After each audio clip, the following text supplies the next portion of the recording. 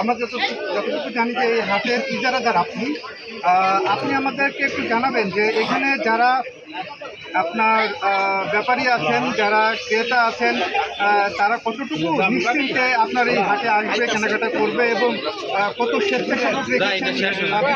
বাজারে থাকার কথা, মার্কেটে আসলে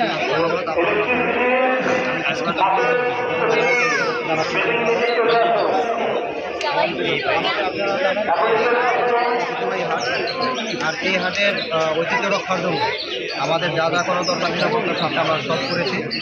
আমাদের সাথে টাকা লেনদেনের ক্ষেত্রে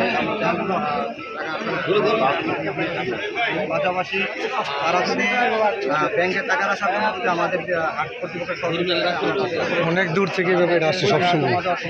কিন্তু কোথেকে আনেন আপনি? মানিকগঞ্জ থেকে না? সবসময় ব্যাপার এটা মানিকগঞ্জ থেকে আসে। 25 থেকে 30টা কর্মী আসে।